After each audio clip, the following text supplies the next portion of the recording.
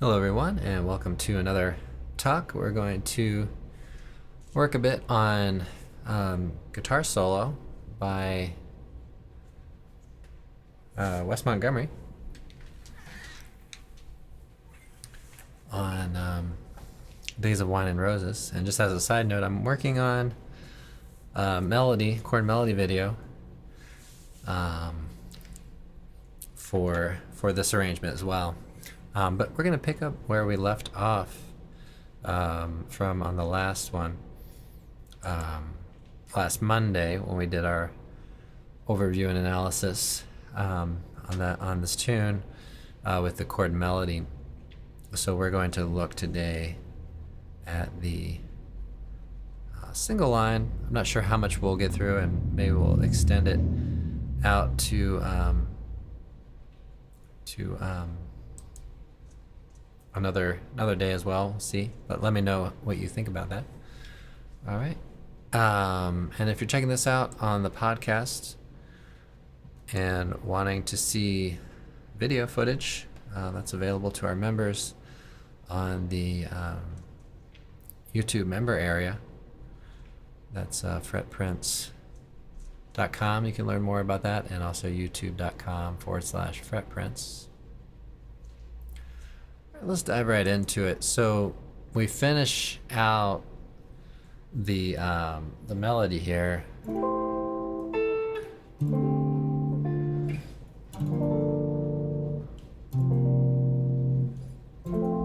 we finish that out, and then we play. Now I'm going up here. The tab shows something a little bit different.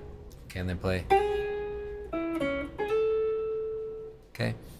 So what's unique about that, or what's going on there with some of the chord choices? Well, we're in F, and you might think about, let's think about a couple turnaround kind of chord progressions, and some that were pretty popular around the time this was recorded. So let's say we have A flat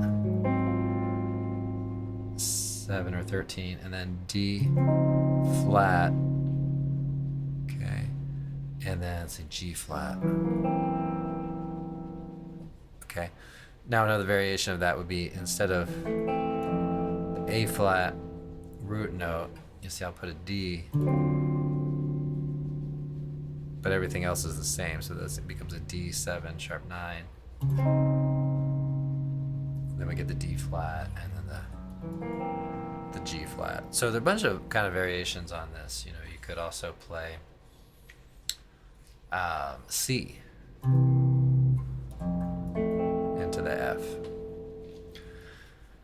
But you see our note choices here. We have E flat, and maybe I'll stick to the tab in case you're using that exclusively. So E flat, F, G flat, A flat. You can hear all those notes are in the key of 5 flats. Okay. Now if we're playing G flat 7, we can play, okay, those tones. That would be the 9, flat 7, and 5th of the D flat, or G flat, sorry, G flat 7. Also, for you know, from the perspective of C, that's a sharp 5, 3, flat 9. Okay, so taking single notes and seeing what the perspective is in that way. Okay, so those are notes that are leading into the guitar solo. The guitar solo starts here on the form, beginning of the form again. So we see that 10th fret. That's going to be a chord tone, right? That's the third of that key, or that chord. Okay, I'm going to try to go with the okay, so again, those kind of fit into our chord, fit into our key. Okay, and they play the third of the E flat as well. Okay.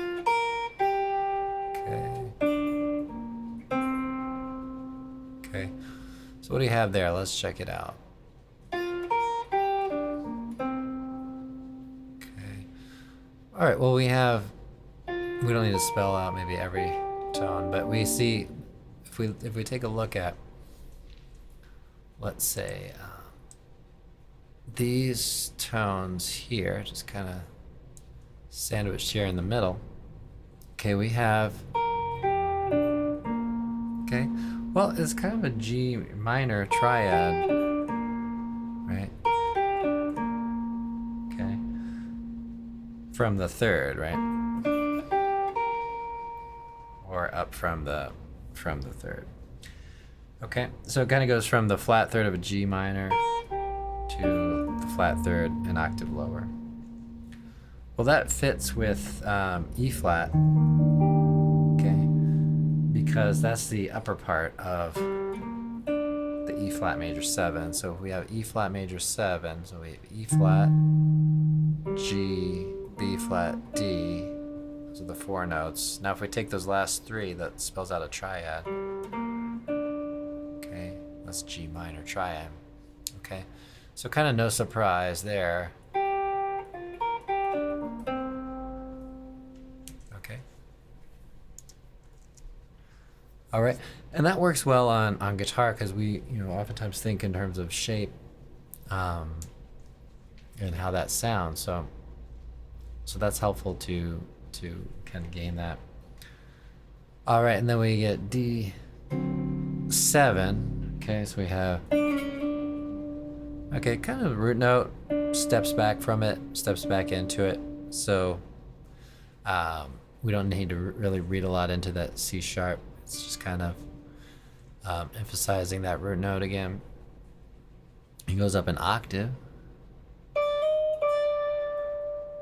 Okay, kind of in the opposite direction, right? There's a half step above the root note and then back down to it. So that's interesting.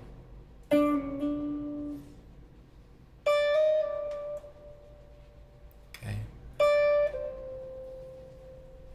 All right, so all that, thinking about where some of these note choices are working from. Okay, so we have G minor. So when you're going through a tune like this, try to think about chord shape, where you can associate, where some of these notes might be coming from. So we kind of slide up to 10. Okay, that's a 9. And try harmonizing as well. All right, and then we have, okay, that's the 5th and the flat 7. So. Okay.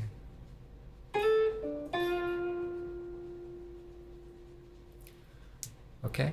All right, let's see where it goes from there, right? Okay, so we have 7. Okay, so that sounds like a group of notes. Let's see what's going on there. So we have D, F, A. Okay, so we have a D minor kind of triad. Okay, so then, you might take something like that and think, okay, how does D minor, how does that sit in with the G minor? All right, so the root note of that is starting from the 5th. Okay, so I just want to think, okay, we get the 5th, we get the flat 7, we get the 9, and the 5th.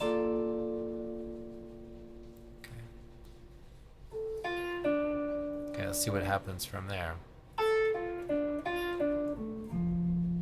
Okay, so it's really very much a D minor triad where what he's playing there on that. Okay, and then we're going to check out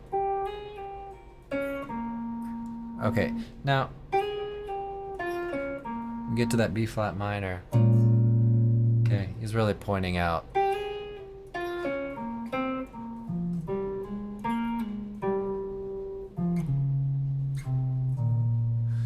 He's really pointing out very clearly what the harmony is there. Okay. Right. It's everything that you would kind of expect from a minor.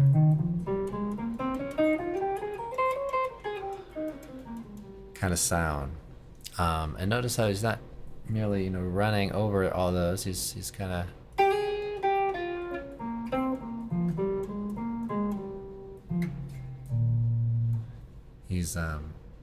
playing different intervals, and that's sort of the fun of creating lines rather than just kind of playing stepwise all the time. So you move around to different intervals. Okay, so we have 9 up to 10. Okay, this is kind of a familiar shape, right?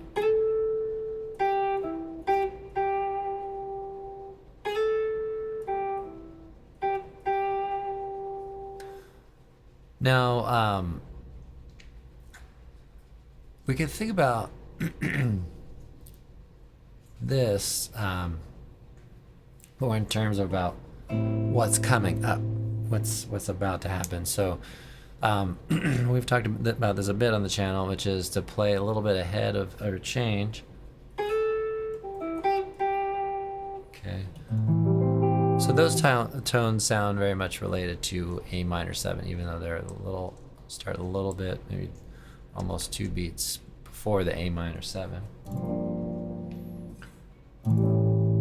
Okay, then we have. Okay, so we have the A minor or G minor to the A7. Okay, we get that C sharps very clearly on the beat there on the A7. Start out with some non-chord tones in the D minor. So we get. You might argue that that's maybe a delay too, and that's still A7, because that C kind of feels, or F feels resolved there. Okay, and we're sliding up because we're going to D7. So that's a common tone between D minor and D7. A. Okay.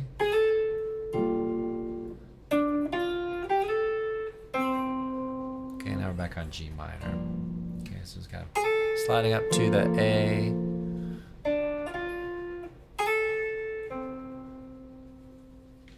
Okay, moving it. He's kind of in a different spot than I'm playing it, but at least the tablature is. So that's position that's shown there.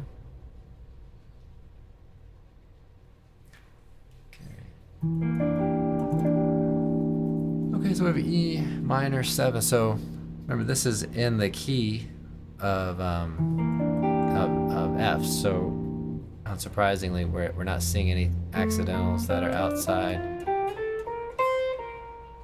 of the key of F. So we have 1 flat.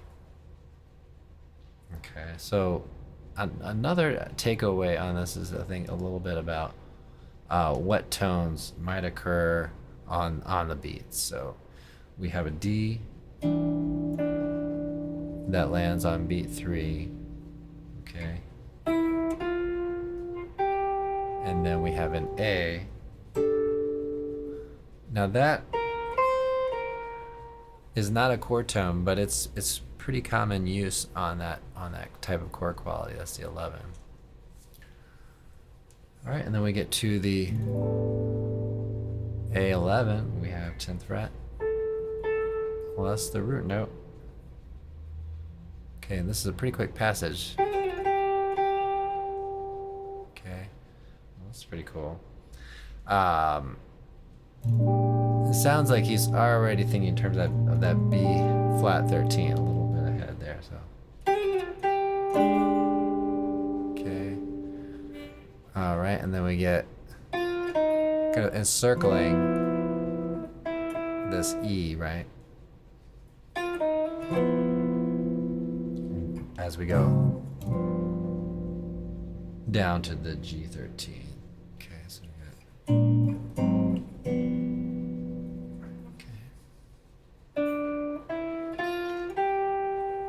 Okay, so no surprises there, really.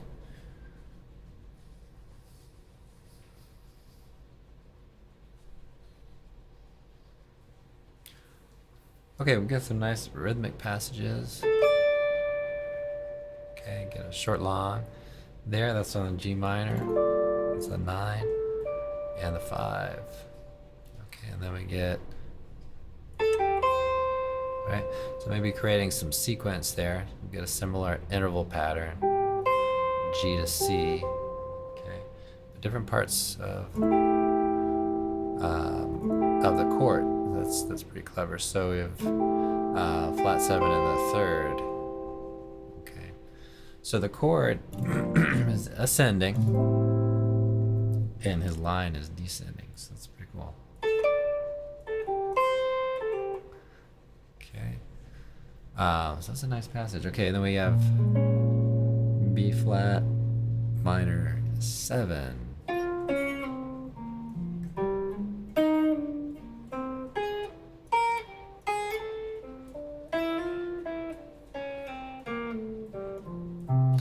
Pretty long phrase there, so I just kind of went through and played that. I was not looking at the tablature, so if you're looking at that where I was playing, it might have been a little bit different. Okay, we have B flat. Okay, and any of these, you can if you like any of these things, kind of take them, and then when you have a certain chord or a certain harmonic sequence that comes up that's similar to this, then you could kind of use that. Okay, that is kind of getting to some of our discussions on melodic structures. Okay, gets into that. Okay, C7. All right, we get so we get a natural 9.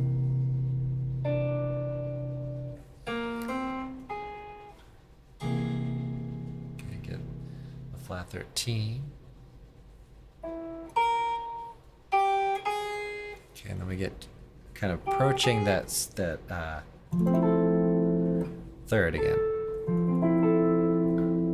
So now we're on F.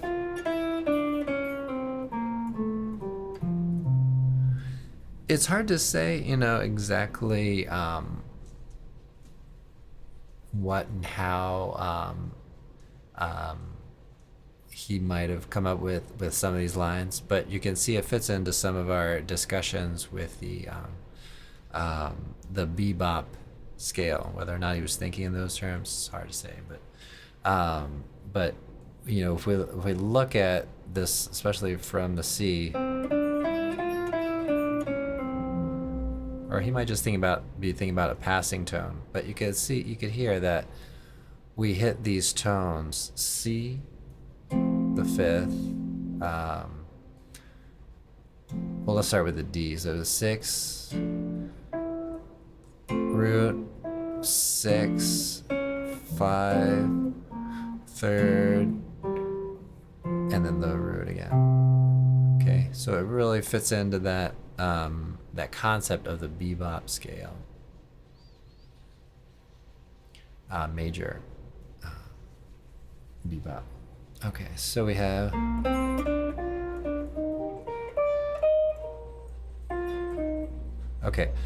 so let's take a look at what we have there. Again, we're not going to be expecting to see a lot of outside things, but we have E flat major, which is not in our key area, right? So we still have B flats, but you can see and hear that we have E flats. Excuse me, there are E flats. So we have B flats, of course. We have E flats. That's a closely related key. So again, hard to speak for what his process is, but You can see maybe thinking of this in terms of that. But let's see. Well, let's dig in a little deeper. So if we have an A natural, then you might be thinking in terms of the key of two flats. If he has three A flat, then you might be thinking in terms of three flats. But we don't actually have an A in this line, so hard to say.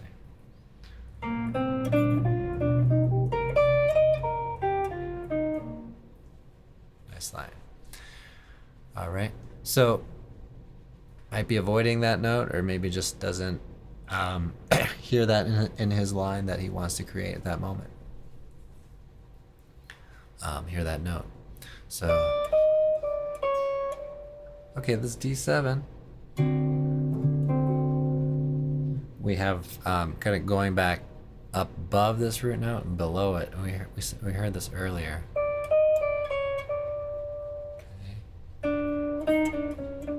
Goes back and plays that line. That's a nice way to lengthen your lines, is to take a statement that you play, take the same statement, play it an octave lower or higher. All right. Now that's kind of cool. So you get the sharp 11 pretty clearly stated there. Okay, and then we have, that's pretty cool. Some edgy kind of intervals there. You get the root note and the sharp 4 there. Augmented. So really kind of cool things to be doing on the dominant chord there. Okay. Way up there. All right, what do we got there? So, okay, all on G minor. We see the F sharp. And that's probably mostly just targeting that G there. So playing through on that. Okay. All right, and then we've got it's gone to that 9 quite a lot on the minor.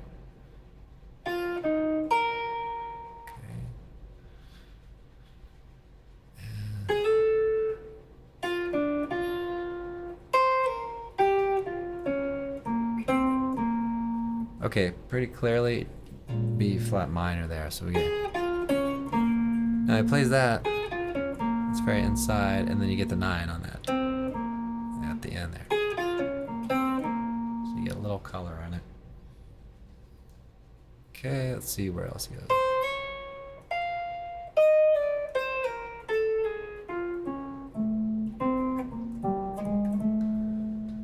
Okay, so approaching from the third, and then approaches the root note of the next chord.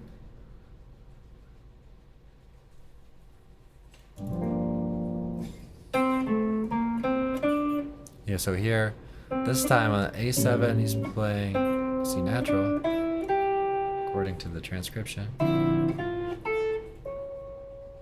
Oh, okay, so we get it a little bit later. Sounds like he's thinking in terms of A7 a little bit later. And then returning to playing the change late, which has a nice RL effect to it. Okay.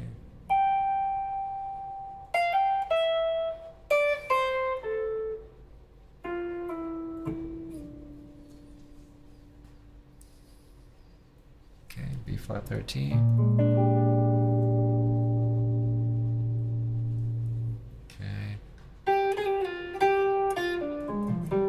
That's nice.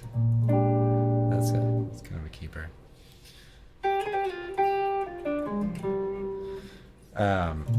Yeah, so that's the thing. I mean, all these lines are going to be so great, but if something personally appeals to you, you might just take it and then just really kind of work it out, play in a bunch of different positions for that.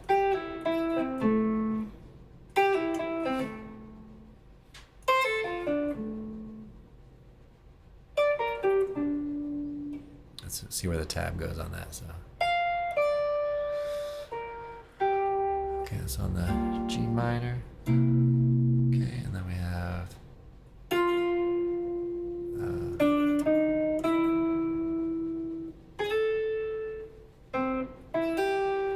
okay, and then we go back to the F. So we're kind of reaching the end of our form. So I think.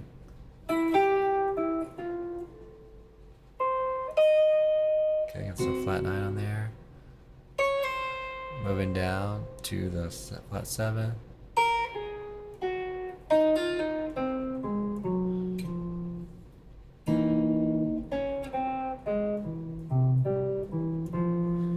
Okay, and that's how he's gonna end it. Right there, and then so that's really the whole solo then. Okay, and then you get into the organ solo after that. So,